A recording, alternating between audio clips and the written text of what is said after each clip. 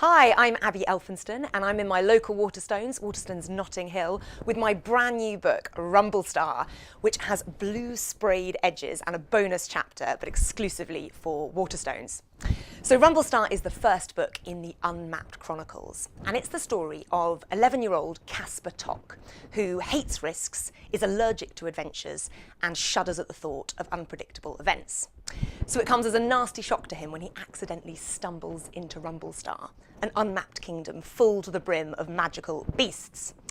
All Casper wants to do is go home to Little Wallops, the boarding school he grew up in the English countryside, but Rumblestar is in trouble. Morg, a super evil harpy, and her followers, the Midnights, are wreaking havoc in Rumblestar. They're stealing all the unmapped magic for themselves. And Casper can't turn a blind eye because he discovers that the fate of his own world is bound up in that of the unmapped kingdoms. So he embarks on a quest with Utterly Thankless, a girl who's 11-year-old who hates rules and is allergic to behaving, so the complete opposite of Casper, and her miniature dragon called Arlo, who is electric blue in colour and has an IQ to rival Einstein's. And they go on a quest full of drizzle hags and storm ogres and cloud giants. So Rumblestar is a story about magical hot air balloons, never-late trees, and wizards with unending pockets. But it's also a story about unexpected friendships, learning to be brave, and the mind-bending beauty and fragility of the natural world. So I'm going to talk to you about 3 books that inspired my latest book, Rumblestar. And the first of these is The Lion, the Witch and the Wardrobe by C.S. Lewis. So this book is about 4 children who are evacuated from London in the Second World War to an old country house in the English countryside. And they stumble across a hidden world, a secret kingdom called Narnia, where the White Witch has cast an eternal winter. And it's up to these 4 Pevensey children to defeat the White Witch, to break the eternal winter, and to restore hope to the Narnians. So I adored this book as a child, and I loved the fact that there was this quiet, hopeful moment where Lucy Pevensey, the youngest of the siblings, overlooked by her elder siblings and bullied by Edmund, her older brother, she's the one that in that quiet, hopeful moment finds a way through a wardrobe into a snowy forest that is Narnia. And when I came to writing Rumblestar, my own book, I wanted to write a world-crossing moment, a moment where an underdog, a kid who's overlooked by his peers, bullied by his schoolmates, might find a way through to an unmapped kingdom. So Casper Tock is running away from the school bullies, Leopold Splattercash and Candida Cashmere Jumps, and he runs inside his flat and jumps into an old grandfather clock because he's running away, a bit like Lucy, who's actually exploring a house, but she finds a way through.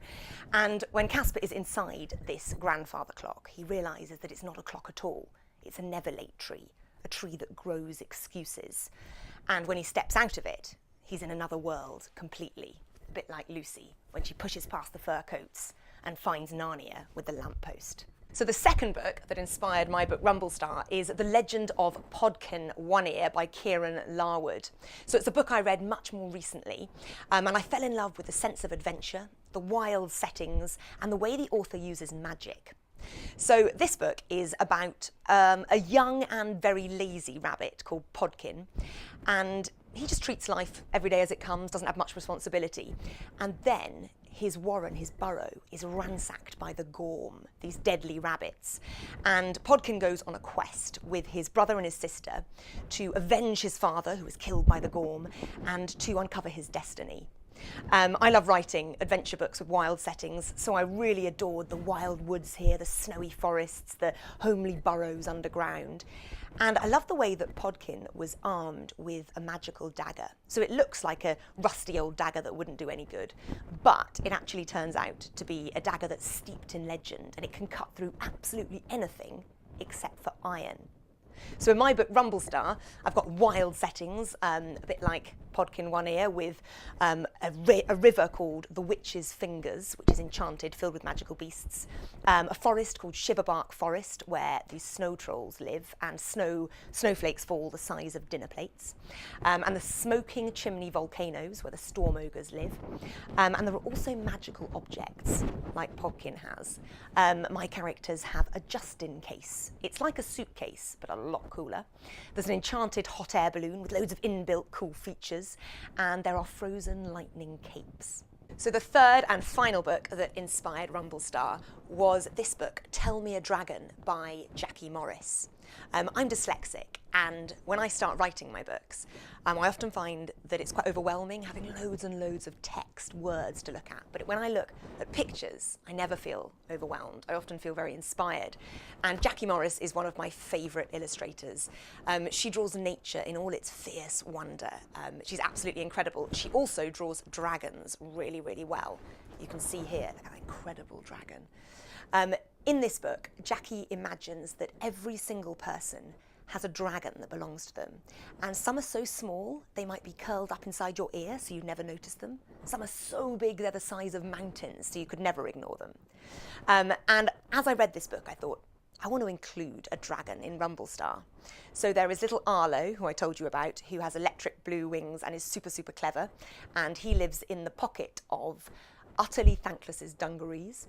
And then there are the bigger, wilder dragons who fly through the skies of Rumblestar, and they scatter moon dust from their wings, and that keeps the unmapped kingdoms turning.